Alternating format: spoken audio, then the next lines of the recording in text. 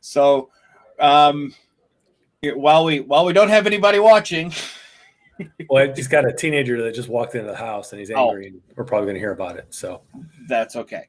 We've dealt with angry teenagers before. And good afternoon. My name is Hatton Humphrey. This is Ken Johnston. And this is Front Porch Political Talk this time. Actually, wait a minute. I'm sorry. To make it so that teenage boys don't walk up and go, he's bald. Shut up, kid. And thank you everybody for watching. And greetings from snowy North Carolina. Greetings from snowy and cold Western New York. Hey, I don't know if you heard, but Jim Cantor is in town. That means it's serious. The weather station guy. The Weather Channel guy? Yes. Yeah. Normally when the Weather Channel rolls into town, and have they started putting tie downs on their outdoor anchors? Not yet. They should. Well, we're supposed to get. We're Sarah's just wrapping up an Instacart order just in case. For today, just in case we have issues. Right. That's what's nice with we have natural gas stove, so we can cook most of the stuff that we need to.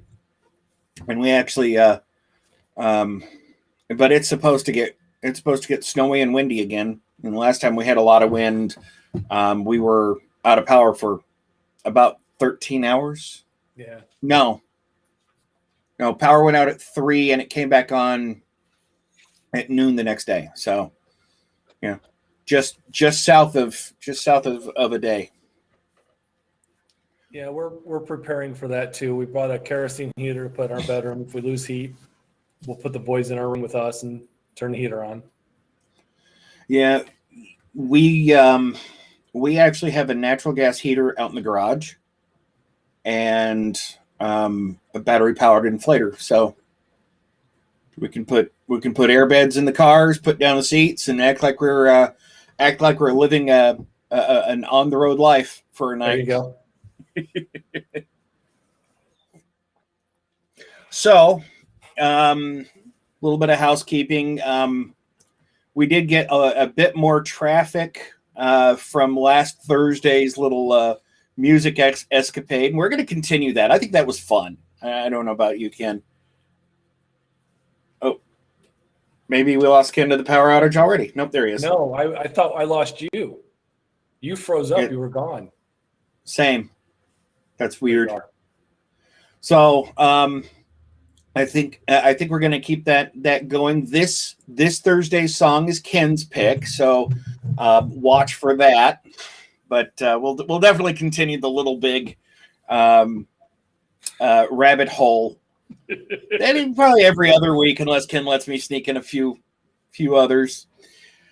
But for today is a bit of political talk. We're gonna talk a little bit about a few different things, and the first thing that I need to do is actually get this web browser in the right screen, so that I can actually share it. So let me do that real quick. For those that have been around for a while, you'll remember that. You'll remember that our original foray into this whole sharing our thoughts and opinions with the world. It was a podcast. It started off as the East Coast Conservative Podcast, and very quickly there was an incarnation before the East Coast Conservative Podcast. Three-legged dog. Three-legged dog. Which was a straight up typed out blog. And this all came about because you and I were having these long, drawn out conversations on the phone. Yeah. And we're like, you know what? Let's share this with the world. Why not? Exactly. So one of the things with East Coast Conservative was very quickly it took its legs and grew into something that was on not just the TalkShoe, which is a platform that's still around, but we also streamed the recording session into a 3D virtual world called Second Life, which is also still around. Wow. It's still around, and it's interesting because with our friends at Facebook opening up Meta, right, for the metaverse, people are like, "Oh, this is the greatest thing ever." I'm like, "Dude, this has been around for over a decade. What the heck?"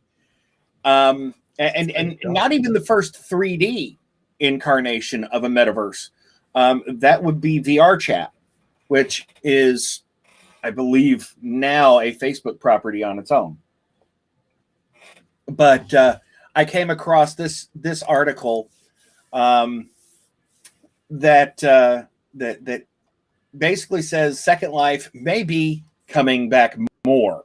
Now, Second Life is not going anywhere anytime soon. It's got a solid user base that funds the servers. You know, the thing with Second Life, there's a free section to it. There's actually a marketplace. There are individuals that make their living working in Second Life. Yes. Whether that be acting as something or someone else, building items to sell in the metaverse in Second Life, or even there's actually full-on educators. There's colleges that are in Second Life. There's churches. It's a world into itself where anything can happen. There was a young kid who designed a gas station. I think it was for Exxon in Second Life. And the way it was laid out, Exxon bought it. Yeah. Oh yeah. There was I don't remember the gas station, but there have definitely been things like that. I mean, and even in the political realm, you know, not just, you know, there was an existing audience for something like East Coast Conservative in Second Life when we started. So, and you know, those groups come and go, but a lot of friends are still around from Second Life and still actually follow the next incarnation of East Coast Conservative, which is Front Porch Political Talk. Is, you know, there are still folks there to this day that are in Second Life, but also still follow us. So the article was talking about how Meta and the metaverse will bring a revitalization to Second Life, but also the original founder of Linden Labs is coming back into Second Life. Oh, wow. And they're talking about how they're talking about the possibility of adding actual, you know, Oculus style VR to Second Life. That'll be interesting. Very interesting. Using a webcam to do face masking, very similar to what's it called, animes. Basically, it does the facial masking, and then use that to tie into the avatar's interaction in Second Life. Oh, wow. There's a lot of technology going on for this, as companies and individuals move more to a virtual or remote style world. You know, you're still gonna have people that go into places in person, but there's a lot of companies now that are they're 100% remote. Yeah. Steve, our friend from the Navy, he's worked 100% remote for a long time, and continues to do so. So just saw this article, had to throw out an opening article in best wishes to Second Life as they continue to grow. Now this next one, I don't normally do sports. Remember me, I'm the tuba player. I'm not the sports fan, but I've gotten sucked in a little bit. Gotten sucked in just a little bit. The Buffalo Bills just obliterated the Patriots last night. I think it was 20 to nothing before the Patriots got their first field goal. The final score was 47-17. And it was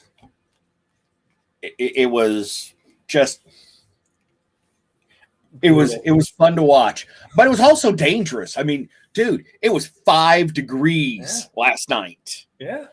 Thankfully, very little wind. But one of the things I saw on Facebook, Jimmy Kimmel apparently did some of the Bills fan signs, that they'll hold up. And one of them said, "Wait, this is on TV? Why am I here?"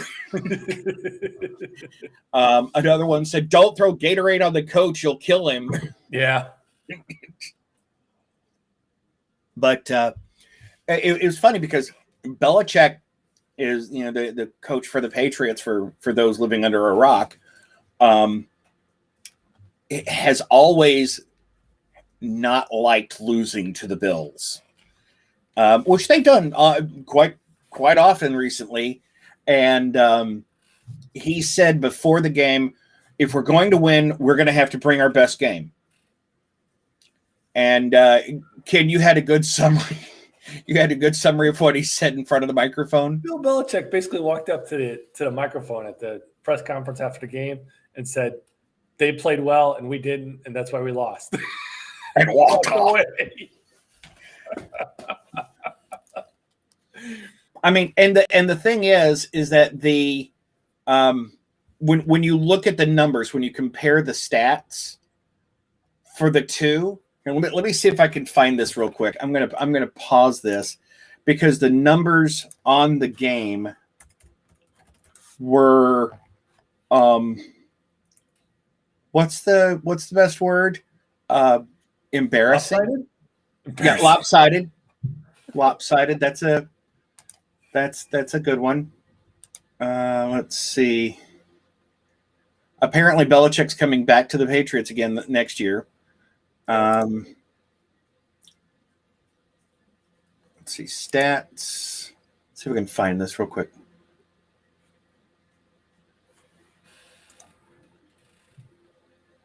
Won't let me pull the. I don't know if it'll let me pull the actual games. So the big one that they're talking about now is the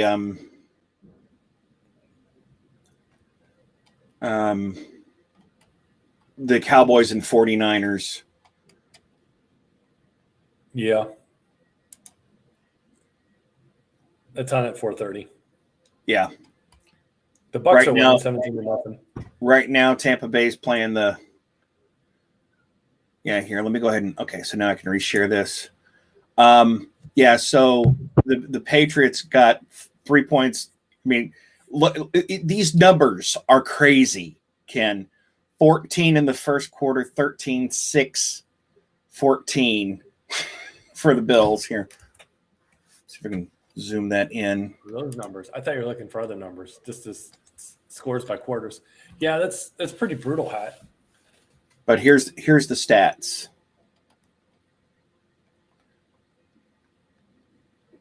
So if we look by team, the Bills had total yards 428 to 305, passing yards 308 to 216, rushing yards 17. I mean, just yards per play 8.9 versus 5. And there were two. The Patriots had two. The Bills got 2 picks on the Patriots. Third down efficiency. Let me close that. Third. It just and very low penalties. Only 8 penalties total. Right, we're used to seeing a lot of penalties in our games. Oh, okay. Some of them we go, wait, what? Yeah. But yeah, third down efficiency, 85% for Buffalo, 50% for the Patriots. It was a blowout. Yep. Oh, here's the other thing. The Bills never punted. Wow. And it's actually it was 8, in the because the Bills and the Patriots have played, 3 times in the last 6 weeks. The Bills have not punted playing the Patriots for the last 8 quarters. Wow. They have always done 4th down conversions. Yep. Or in a couple of cases didn't, but they never punted. Right. Now that may be because our punter needs some work, but maybe. But yeah, it was definitely. Plus, we've got a quarterback that is 6'5", 250 pounds. He plays more like he's a big guy, and he does not mind getting physical. Good. So, all right, sports done. Hatton is very happy that his Bills are winning. Hatton is happy that his wife is happy that her Bills are winning. Okay, there you go. She's like, okay, when we get to the Super Bowl, and I'm like, just in my head, I'm like, we're not there. They're not there yet. Here's the thing: when you get to the Super Bowl and you have a Super Bowl party, you have to have TVs in every room of the house, including the bathrooms, so you don't miss anything. You're assuming that I would have a Super Bowl party here. I am assuming that your wife is going to host one, and you're just going to get suckered into it. She'll go somewhere else. Okay. There are better venues than our house. More parking, bigger bit, all that. Gotcha. Okay. So now, one of the things that I will mention is that, both Ken and I are Navy veterans, and it is always interesting to watch, watch things happen as the Navy, or as time goes on. We had 2 articles that came up this week. One was, they're investigating a swarm of drones that was pestering Navy vessels in the off the coast of California, and the Navy apparently has anti-drone technology that might be an offshoot of what we worked with in the past. Probably. But I thought this one was more interesting. The concept of unmanned surface vessels. So they're saying, let me get down here. So one of the concepts that they're putting on, that they're rolling out, is this concept of unmanned surface vessels. They're not AI. I mean, they probably have AI assistants. They're not autonomous. But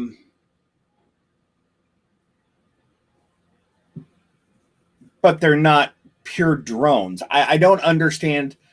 You and I both know the amount of maintenance necessary on a vessel. It doesn't have to be a military vessel, commercial vessel, military vessel, whatever. How are they going to maintain these things? Now this says that they're 40 meters in length, so 100 or up to 200 meter platforms. Talking about using these as sensor platforms or remote fire ships. I could see that, sending them out ahead of the fleet. way ahead of the fleet, see what's out there. Yeah. So they're not really designed. Go ahead, Ken. Thinking. Put them somewhere and turn them off. Let them cool down until they're needed. Yeah. Yeah, I mean, I could see that. I mean, okay, so let's think logistics here. You could probably float something like this out of what is the Naples? They've got some cruisers that have I'm losing the words here. The hoverboats. Oh, LCACs. LCACs, yeah. You could probably float some of these out of LCACs. Absolutely. And then pull them back in. I mean, no. Hang on, I'm confusing you. The LCACs are the landing cushion vehicles, right? Used to transport between the amphibious ship, right? And the shore. So the amphib ships. Yeah, I'm talking about the amphibious. Yeah, the flat bottom boats. Yes. Float those out. Wet docks. Because these would have to be maintained between every deployment. Every time you push them out, they're going to have to. Can I just don't go up a little bit. Go back up. Okay. I want to point something out real quick. Okay. There's a typo in here that could be misread as something else. Oh. Other at-sea industries are developing unscrewed vessels, but these efforts won't provide what the military applications require. Small said. You're talking about unscrewed vessels. They're talking. No, see, you're laughing. You're in the wrong ballpark. I'm talking about water jets. I know what it was. It was supposed to say uncrewed. I know. But yeah, I also the Caterpillar, either water jets or Caterpillar driver, some kind of induction propulsion. Right. Which fascinates me. Oh, absolutely. Do you remember? Did you ever hear about the Pegasus program? No. The Pegasus patrol vehicles that were used. They're I think there were 12 of them, 10 of them. They were hydrofoils. Okay. The Navy used. The Navy didn't like it. They weren't big enough, so they sold them gave them to the Coast Guard. Coast Guard used them for drug interdiction ops out of Key West for a long time. Really neat boats. Use a lot of fuel. Takes a lot to get them up on that wing. Yep. But now, so the idea of putting out when I originally saw this, I'm thinking I was not thinking of vessels that would come, basically parasite vessels that would come back and be maintained by a crew on and afloat command. Or, coming back to a base every night or at the end of the mission. That does sound well. What's that? Two USVs, 2 crews, running them 12 hours a pop. One's coming back to the boat, back to the nest. One's leaving. Yeah.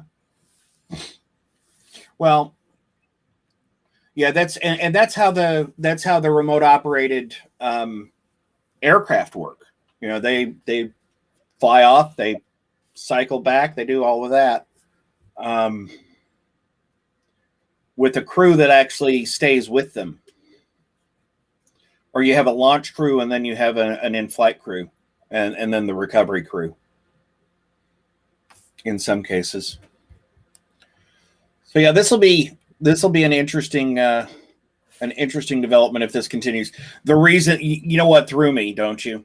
This picture here, these unmanned surface vessels would not look like this. No. Now it is potentially possible for something like this to launch one or two of those puppies. But I don't know. Between the metaverse and parasite ships, the sci-fi books that I've been reading for a long time are really starting to sound like reality now. This is just scary. Oh, and to save the best for last for this week's episode, Joe Biden and the Democrats in Congress and in the swamp are just getting hammered. You know, we've got the vaccine mandate that Biden tried to push through. You know, and for those that you know, they're like, oh, Biden's making it. You know, Biden's writing law without it going through Congress. Well, kind of. Biden tried to make use of OSHA, and have OSHA create safety requirements for businesses that have 100 or more employees. Right.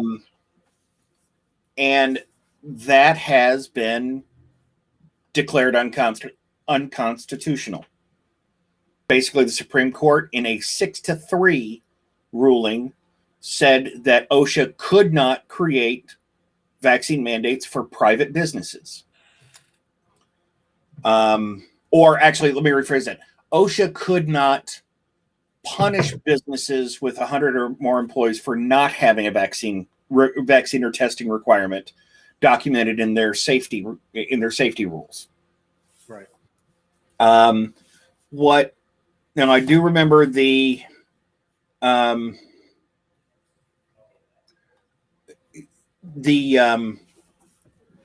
other ruling on this is interesting because the court then also said for medical institutions that receive federal funds, those organizations, the federal government can put the tax or the requirement on those federal funds that the organization have a vaccine mandate.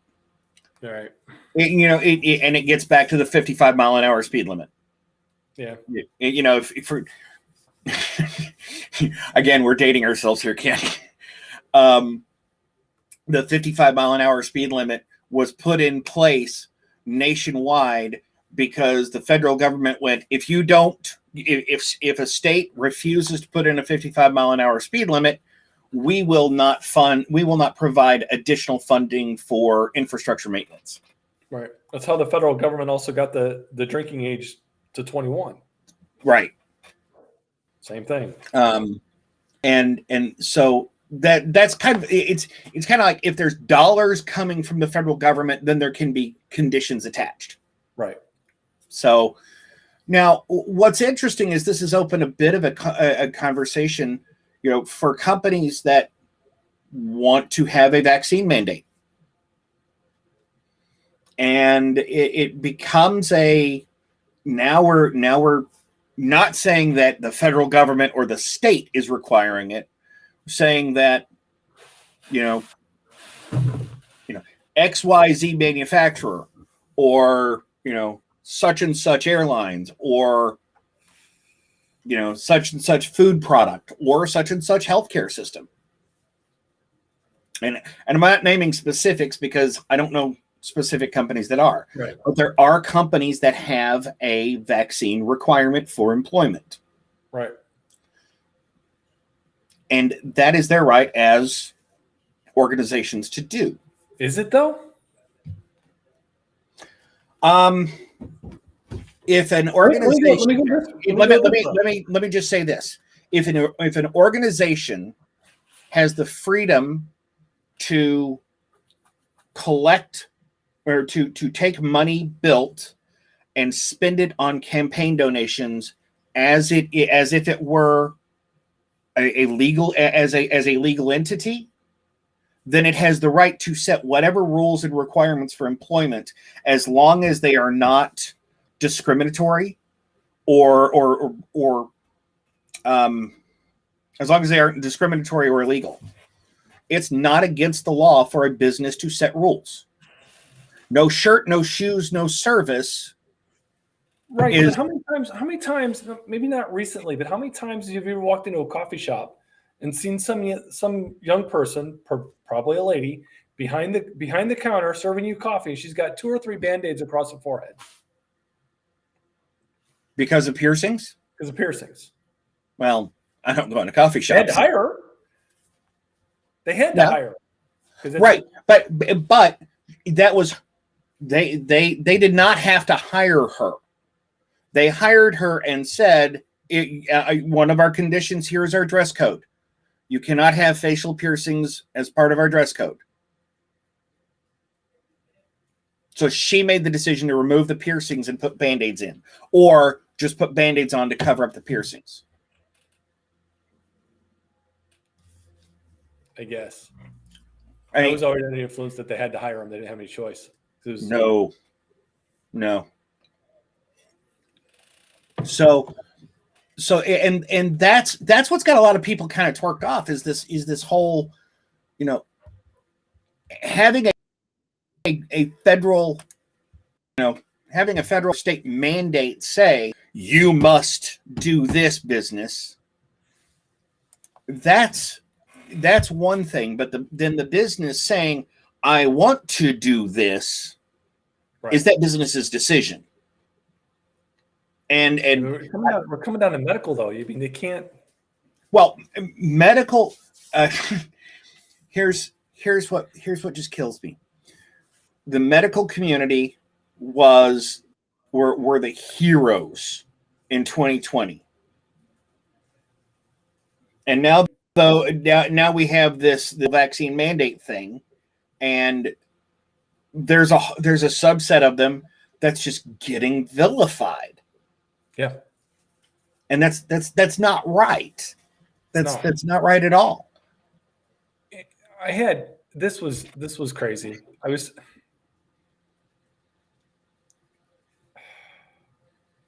And we're not going there. Okay.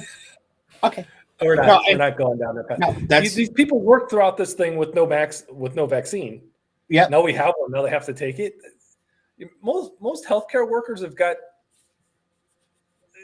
immune systems of Greek gods anyway. I know.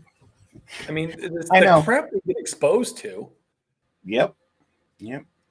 I've been there. I worked in a hospital for 2 years. Oh, yeah, absolutely. Doctors, this whole thing about wearing masks, doctors wear masks in surgery in case they cough or sneeze. So they're not coughing and sneezing into an open wound. Not because they're going to get something from the patient. Right. No, it's, but the whole, the Supreme Court decisions are ones that are not sitting well with people. It's a good example of compromise. The people that set that wanted the mandates for everybody are not happy, and the ones that didn't want anything happening to the healthcare workers are not happy. Yeah. RFK Jr. had something come out. I didn't get a chance to read it. I'm going to find it. Maybe we'll go over it for the next show. Yeah. Have you followed any of his stuff?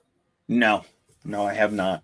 He's an interesting dude. I like him. I like him a lot. He's got some opinions that come out of left field, which is kind of cool. But he's been vilified in the mainstream media for being an anti-vaxxer, and he's not. Well, a lot of the vaccine response is political. There's no way no two ways to put it. It's political. No. Yes, it is. Because let me ask you this question. So the Trump administration fast-tracked and supported the Pfizer and Moderna and Johnson & Johnson vaccines. Mm-hmm. and they happened to come out after the Trump administration was no longer in office. Mm-hmm. Had the Trump administration stayed in office, the vaccine acceptance percentages would have flipped by political party. There's nothing you can. I would say that the people that are puffing up their chest and saying, I'm not going to take the vaccine because Joe Biden tells me I have to take the vaccine, or Kamala Harris tells me I have to take the vaccine. Well, I will. You're right. For most people, you're correct. Yes. Because I was excited when he started fast tracking that vaccine. Mm-hmm. And then I'm like, you know what? It hasn't been proven yet. Let's give it some time. And then Biden got elected, and then he started shoving it down her throat. And that's when I was like, no. Yeah. No, exactly. I want to see data. I don't want to wait 7 years for it. I want to see data. And then I had a doctor sit down and try and explain it to me. And when he explained this thing to me after we moved up here, it made even less sense. I'm like, I'm not doing it.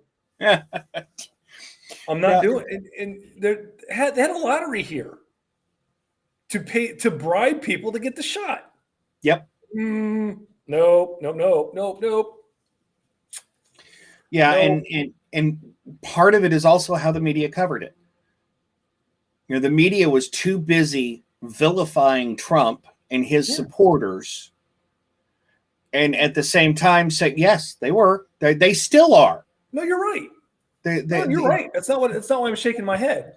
They vilified Trump. They still vilify Trump. They still vilify his supporters, and you know. Oh yeah, we're a dug-in group. At the same time that they're insulting us, they're saying you need to do this because Joe Biden says you need to, or you know, Andrew Cuomo says you need to do this, or Gavin Newsom says you need to do this, and you know, it's like, no. Now I will say I've got 3 courses of Pfizer in my veins. So the challenge is there's no real solid explanation. Here's a question for you, and this is one of those pieces that could have been easily corrected. This is one of those pieces of misinformation that had it been said a different way could have been easily dealt with. The mRNA technology that the Pfizer vaccine uses, how old do you think that technology is? It's been around for a while. 40 years. Yet everything is, oh, this is new. The delivery mechanism is new. It's experimental. It's all this. No, it's not. The delivery mechanism itself has been around for ages. It's But they were too busy instead of saying, listen. But one of the doctors that was involved with this has just been thrown off YouTube for saying that it wasn't supposed to be used for this. I don't know. I have to look it up. Yeah. Something I saw. I didn't read the article. I just saw the headline. So, but the reaction by YouTube and what's it called? All the validation, the verification stuff. Oh, the blue check marks? Yeah, all of those. Those are all not the blue check marks.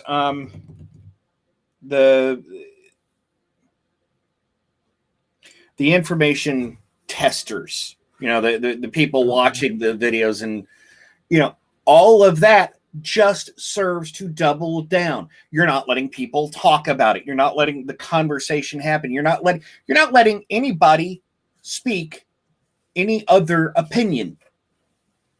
And when you do that, when you clamp that down, that's going to create an immediate gut response from a from a country that was founded by people that wanted to rule their own lives.